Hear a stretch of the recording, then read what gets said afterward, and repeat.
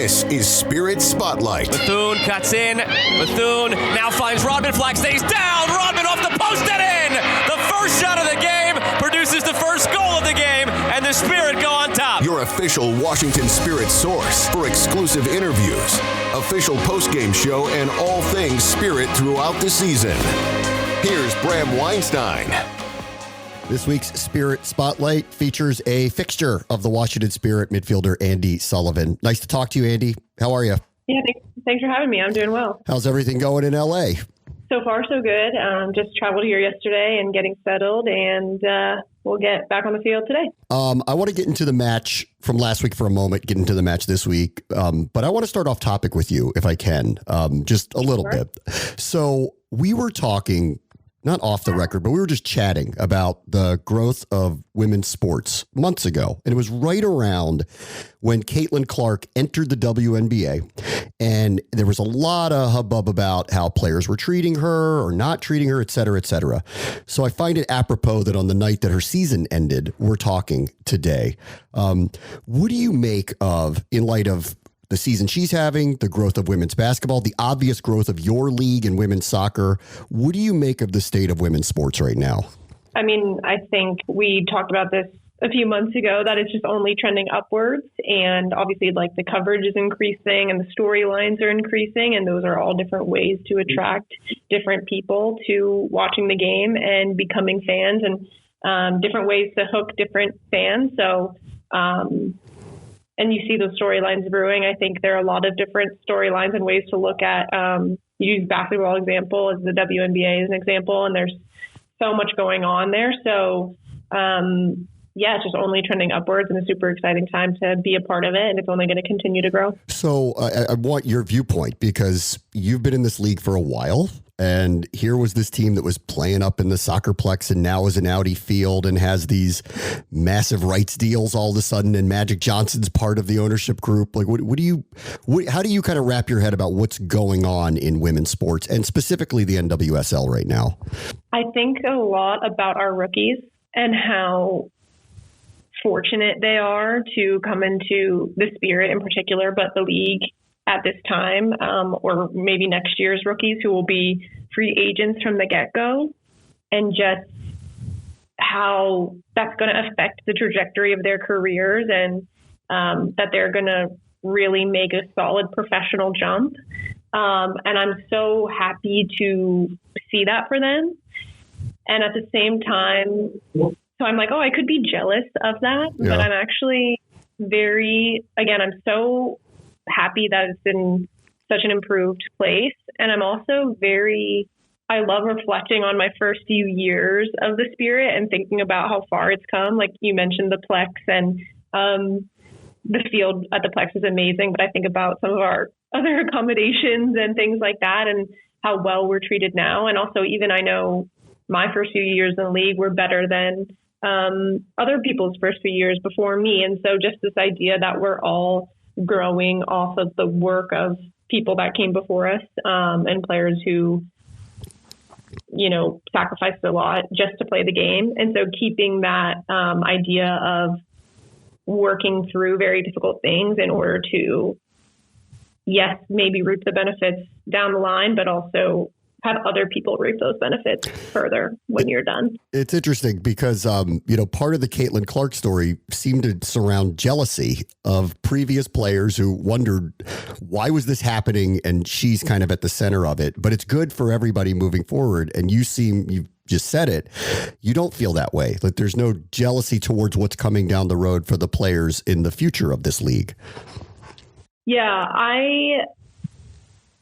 I really question that narrative. I honestly don't know a ton about all the dynamics, but I really question how many people are truly that way. I think that could be a narrative coming from the outside, because I think obviously you just every narrative is a story to compete, and I think some people take that competition and spin it into something else. Okay. And then, on this topic, a couple weeks ago, Makenna Morris comes on. Makenna Morris grows up in Germantown. She admits she used to sneak in to watch you play. And then all of a sudden she's playing with you in a much larger venue. It's so kind of circle complete in watching things like that happen. Yeah, I remember pulling up to my first game at the Plex and seeing a young team tailgating in the parking lot before the game.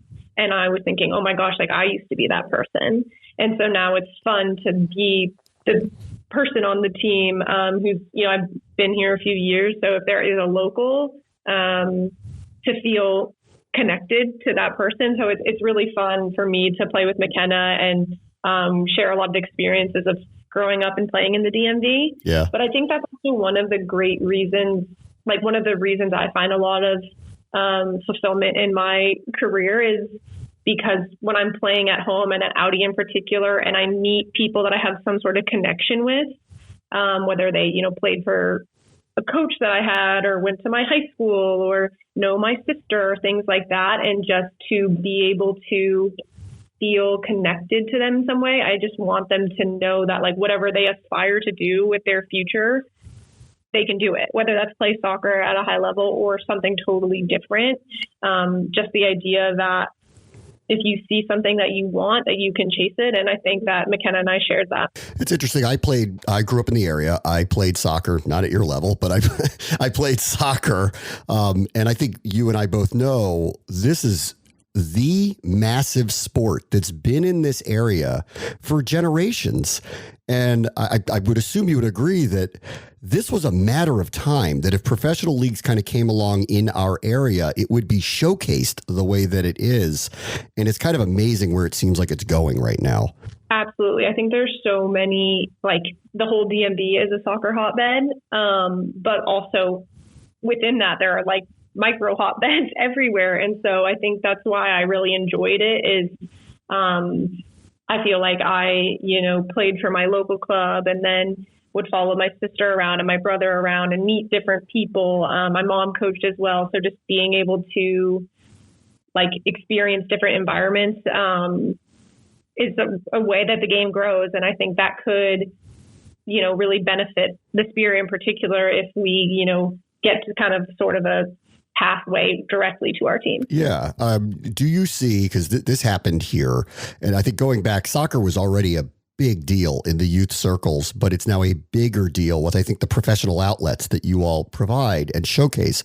Hockey went through this with Alexander Ovechkin in the area. He showed up, and now there's so many kids playing hockey. And then I look at your team, and I see you and Croy and Trinity, and I see this like opportunity that is there for young girls, young boys, everybody to kind of see this right in front of them. Do you kind of share that mentality about it? I think it's hilarious you putting my name next to Trinity's and Croy's just because... hey, you're a champion, Andy. Come on now. I think you're being very generous with that, looping me within with those two, just because I think you're right. Those two in particular, and some other young players we have as well, have an ability to connect with the fan base in a different way than I do and can. And they are they're pure entertainers. Like they are so fun to watch. And their personalities are so like interesting and cool. Honestly, I'm amazed by them all the time. And I think that's, again, we talked about different ways to loop people in. And I think those two in particular are fascinating and so inspiring and so fun to watch and a joy. And that's what the game is about. Like we all get hooked into it because it's fun and they remind me of that every day. Yeah. So I think they are huge. And like you said, like, local kids coming and seeing them and seeing that they can continue that joy for as long as they are willing to work for it is incredible. And I think you also have the same story, like you mentioned young boys as well. And like, yes, they can connect with us as well. But I think DC United has a few characters like that as well. Like I think about Ted DiPietro, and just like, I have played pickup with him in the off seasons, and I just feel like this strong connection to him, even though we're not that close, but like playing with him and talking with him. And every time he's on the field for DC, I'm like rooting for him. And I just feel like we could really brew that like DMV local connection in the professional sphere. And there are also like other players who play in the NWSL who are from, like, there's two other players that went to South County, my high school, that are playing in the league. And I'm like, that's pretty impressive. I don't know if there are other schools like that in the NWSL, so just the possibilities in this area are really endless. Well, don't downplay. I know you don't think you should be put in the same company with them, but don't downplay the rings, Andi. You got the rings to show for it. So, they're still working towards that one. Let me ask you about the season as a whole, because you've kind of seen it all. Like, we've kind of gone through from where it was to where it is. You guys have won before. You've been on championship teams. What do you make of this season at this point and where this team could go as we head down the rest of the regular season? Yeah, it's been an incredible season so far. The fact that we've clinched playoffs so early is a very huge accomplishment and something that, the Spirit hasn't done before. But at the same time, it's not enough for us. We are very hungry to perform well, obviously, in the rest of the regular season and get the best place finish possible. But honestly, it's all about the playoffs and getting to that championship again, getting that ring, like you mentioned. And the group is really focused on that and really hungry. But we're the most, it's honestly been the most enjoyable season that I've had as a professional. And the fact that it's going the way it's going kind of in year one with this new coaching staff, and honestly, not even full year, only Jonah's been in here a few months, is really incredible. And it makes me so tremendously excited for the future, because if we're growing this way now, how good are we going to be in a few years under his leadership it's very exciting. So honestly, the group is just really doing a good job of what can we do better today? What can we do better than we did yesterday? And that's, I think, why we've had such a good year, and hopefully we'll continue to have a good year. Could you give me an example? Why is this the most enjoyable year of your career? I think that everything, honestly, the training environment is amazing. That's where we spend, most of our time. Obviously, we love playing in the games, but we do so much in the preparation. And I just feel like the daily competitiveness and the daily demand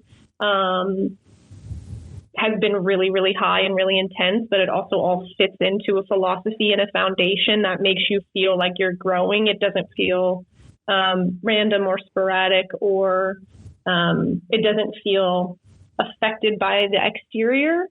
It's a very protected bubble. And I think that's why the games have been going generally so well, is because we're really, really prepared and enjoying getting better every single day. I'm glad you used the word generally, because I'll leave you with this, because last week we were shocked. I mean, because I've gotten so accustomed to seeing the performances of this team collectively, and that one felt just off. So what do you make of last week? And how are you guys looking to bounce back this week against Angel City?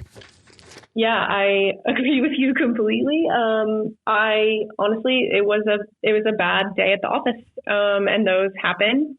And I think the message with us is yes, that happens. And I think you're right. It's surprising that across the board. I think we're all used to maybe as an individual having a bad day, but honestly, the whole team had a bad day. And I think we've looked at ourselves internally and said, how could we have shifted the momentum to our favor? And we need to be better at that. But honestly, I'm grateful for the lesson now rather than in a playoff situation. So I think it's honestly, we're taking it as a reminder that we need to be hungry every single day, and we can't just rely on our past growth or past performances. It has to be a daily commitment.